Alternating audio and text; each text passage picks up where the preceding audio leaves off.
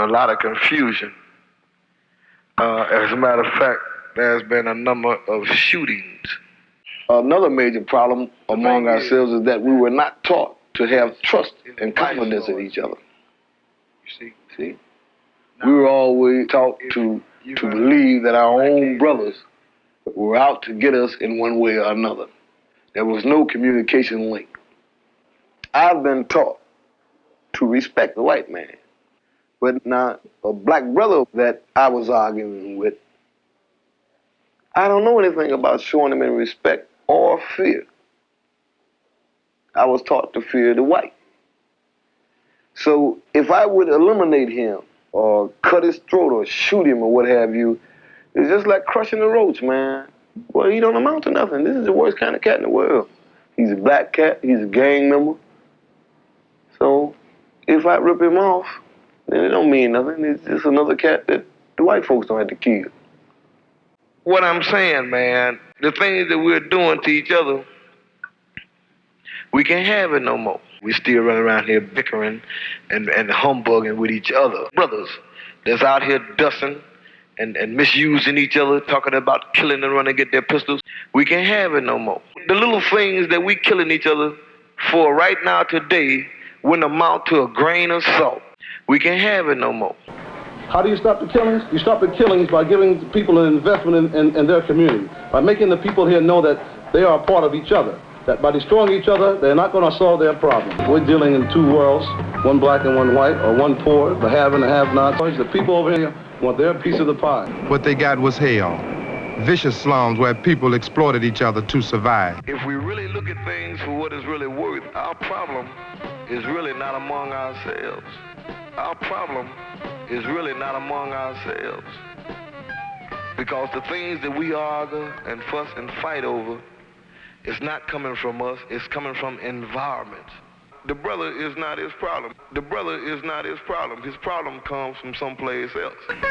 The way we live, the food we eat, the amount of money we got in our pockets, for everything that happens, there has to be a reason.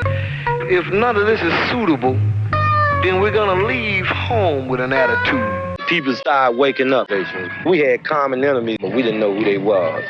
Now we realize the common enemies we had really was police. People started waking up. We felt justice was blind and it was their justice. And we had lost all respect for the judicial court system. Black dudes usually didn't have a chance. People started waking up. We was being abused so badly by the white society, the white police. We just figured that we couldn't get a fair shake. We would not only destroy, but destroy everything around it. Burn, burn, burn, burn, burn, burn. We took it out on the closest thing near us, which was our black brothers. And this was a weak way of getting even with the white society. When all the time we was really just destroying our own people. People started waking up. Change of consciousness. People started feeling a sense of pride. They knew what they was. They knew they was a mass race of people that was coming into power. And they knew that the only way they could continue to come into power is stand together. Started waking up. Burn. And old patterns of self-hate slowly began to disintegrate. The change of consciousness brought new ways of thinking, new channels for old anger. They decided to try to change the conditions that make a man get a gun and hold up a store, that make him drink scrap iron, cheap whiskey, to forget about the conditions in which he lives, that lead a guy to hustle dope and to leave a family he wants to support but cannot. It started people thinking in different ways. Change of consciousness. In different directions. In the old structure, form a group now, do something about housing or do something about schooling. What's happening now is that black people have become aware what they're really up against. And they know that their fight is not among themselves, but of the outside. What I'm saying, that if we get together,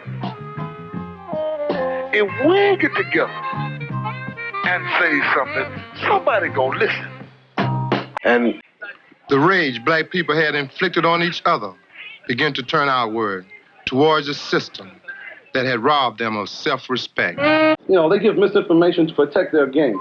Now, their game is that, you know, there's got to be the have and the have-not. See, that's the only way the structure can survive. You know, it's projected that way.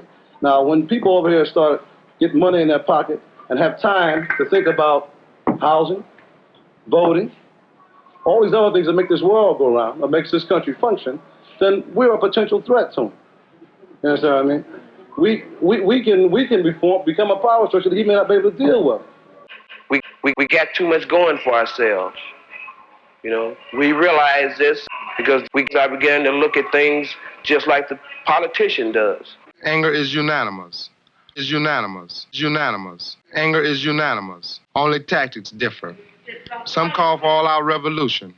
There is sacrifices that will have to be made. Sacrifices have to be made. Sacrifices made. Sacrifices have to be made. You understand? I might very well lose my life because I'm sick of it too. And this is one of the reasons that we're doing the things that we're doing here today. We're doing everything we can to create jobs, create jobs, create jobs, create jobs. I feel it's time for us to help ourselves. It's time for us to help ourselves. It's time for us to help ourselves. Sacrifices have to be made. Help ourselves. Help ourselves. Help ourselves. We have to create jobs to bring money in. Then we can bring our people back. We can bring our people back. Bring our people back. Bring our people back. Sacrifices have to be made. I want to be able to run your own community, run your own thing, bring your own black banks in, your own black store. I want our own black currency exchange. Bring our people back. If we get this to rolling and get it to going, we got our own support. We can bring our people back. We will learn you the trade of the businesses and motivate you to a self-sustaining level where you can deal with society and come self-sustaining yourself. This is the philosophy. Setting up the structure. They're going to finish it, finish it, finish it, finish it, finish it, and create it. Instead of it being the old pattern of destroying and fighting and Uncle Tommy, it's a new thing. This is a new look. Sacrifices have to be made. What I'm saying, man, the things that we're doing to each other, we can't have it no more. LSD, Lord, Stones, and Disciples. The coalition of major black street gangs in Chicago. Gangs could overcome their fratricidal hatreds long enough to get together. A new day for a new people. When gangs that had battled each other for years could stand side by side as brothers. We get together as one people. We get together as one people. As one people. As one people. One people. One people. One people. There's got to be a change throughout and all over the country. People have got to realize that the old-fashioned ways and old-fashioned ideas and old prejudices and times have ended. People have got to start seeing that right now you can't overlook any person, race, creed, or color. You cannot judge people by what they wear, their appearance, how long their hair, how short it is. People are going to have to start looking at people and dealing with people in general. We start now realizing that we must deal with the future, if there is to be one. If you don't, then what we're doing now is obsolete. We think a lot of our leader. He brought this neighborhood to life. It was dead. And the leaders often act as fathers to the younger fellows. That nobody think that anything could come of this neighborhood but death and destruction. The neighborhood was in so bad a condition till we had the impression that it would take $1 million for anything to appear lifelike ever again. That ground was hard as the sidewalk, and there was nothing but wine, ball, glass, and bricks. Did nobody think that it was possible for grass to grow there? But you see grass, don't you? He did it because of the life that's in him. You're in conflict with God when you start messing over little fellas' lives like this, when you can do something about it. We're not going to have another generation of cats to suffer and to be fatherless and motherless and nobody to care. We got the problem. It's a reality. And I'm not dealing with it for myself. When they say crush gangs, they talking about crushing black folks, man. That's what it is. These people go to talking about extermination. They're going to be exterminating for a long time. And the minute they eliminate us, they're going to have some more come up. So now they got to eliminate them until there's no more. There's not much has changed for most black people in America. We still got no jobs, rotten housing in schools, inadequate medical care, and so on. This is the same. But black people's minds are different, especially with the kids.